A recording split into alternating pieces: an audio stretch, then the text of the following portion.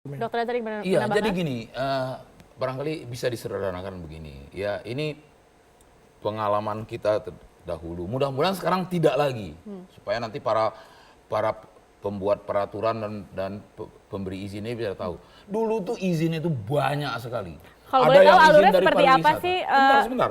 Ada yang dari pariwisata, ini para pengobatan nih. Ada dari dinas pariwisata, ada dulu dari perindustrian, ada dulu yang dari perdagangan. Itu semua contohnya apa namanya tempat-tempat kebugaran, salon. Itu dia melakukan kerang-kerang tindakan-tindakan medik, izinnya tidak melulu dari, nah ini sehubungan dengan apa yang dikatakan Ketua ID, tidak melulu dari dinas kesehatan. Itu satu. Makanya saya bilang tadi ada yang dari pariwisata, mudah-mudahan sekarang nggak lagi. Ada yang dari dinas perdagangan. Dari satu pintu lebih baik seperti itu ya. Tunggu. Nah, ini dia satu pintu. Kalau menurut saya, ya, yang jelas, yang setahu saya izin semua praktek kedokteran, termasuk tindak medik, bidan dan keperawatan, itu harus dari dinas kesehatan ditandatangani oleh kepala dinas yang notabene adalah seorang dokter. Ini satu. Nah, waktu Anda menyentuh tentang izin terpadu ini, di sini nih bisa miss, betul nggak? Betul. Di mana? Mari kita sama-sama periksa. Saya mohon para pengatur regulator kesehatan di negeri ini tolong sama-sama kita perhatikan di mana sekarang kalau terjadi izin terpadu. Sebentar.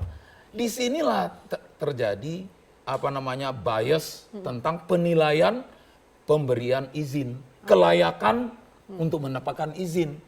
Ngerti nggak Anda? Karena di situ disebutkan jelas-jelas di peraturan-peraturan sebelumnya itu, praktek dokter, bidan, dan perawat yang melakukan tindak medik, pelayanan kesehatan tindak medik itu oleh dinas kesehatan. Tidak bisa oleh orang lain. Yang notabene adalah dokter. Oke, Nah, harus mari kita seorang lihat. dokter Yes. dari kepala dinas. Oke, ini terakhir. Nah, kalau saya salah, para regulator mohon maaf. Oke, Betul baik. Betul. Pernyataan terakhir mungkin dari Dr. Nazar juga Dr. Ya. Marius terkait kita tidak ingin tentunya ada korban jiwa lagi terutama dengan adanya klinik-klinik kesehatan tidak berizin ini. Apa seharusnya yang dilakukan? Langkah tercepat apa nih yang harus diambil oleh pemerintah khususnya oleh dinas Oke, kesehatan? sebelum orang konsumen bilang saya. Silakan. Kehormatan untuk Silakan Dr. Nazar singkat saja. Jadi begini. Tadi kita kembali ke pokok pembicaraannya. Sederhana saja. Jelas bermula dari ini sudah berizin apa belum. Itu dulu. Orang awam kan tahunya dari situ. Karena kalau itu berizin, apabila itu tindakan pelayanan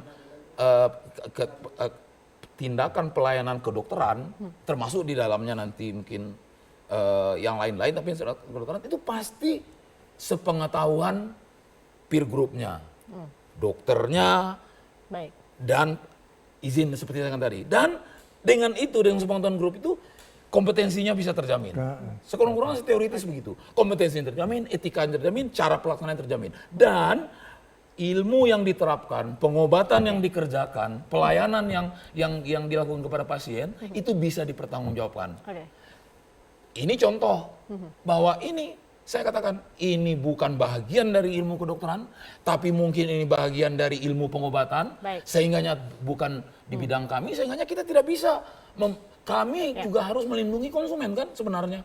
Ya kan? Tapi ke dalam hal ini kita nggak bisa.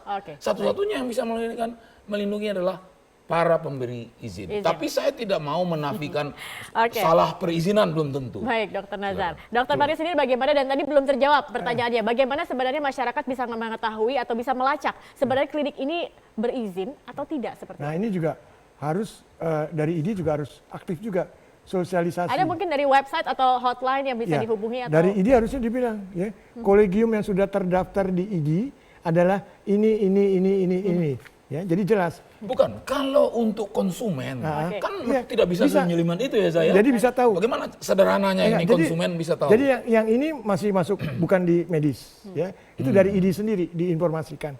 Dari situ kan ada, tapi dalam ID ini belum disosialisasikan webnya mana gitu ya. Jadi kan ini kan kebanyakan juga orang-orang yang mampu, orang teknologi canggih ya, orang mampu, kaya segala macam. Jadi diinformasikan. Ini bukan bagian kita.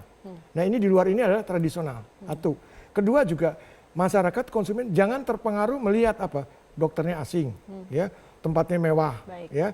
Habis itu teknologinya kadang-kadang menakjubkan, tanpa berobat sembuh segala macam. Nah ini, karena kita kalau memilih pelayanan, kita punya Undang-Undang Konsumen nomor 8 tahun 99. Di situ kita juga mempunyai hak informasi yang benar, jelas dan jujur. Oke. Hak memilih, hak jaminan keamanan keselamatan tidak diskriminatif. Baik. Nah, di situ juga klinik-klinik ini wajib juga mencantumkan ya di tempat yang mudah dilihat, misalkan di tempat pendaftaran, surat tanda izinnya ya.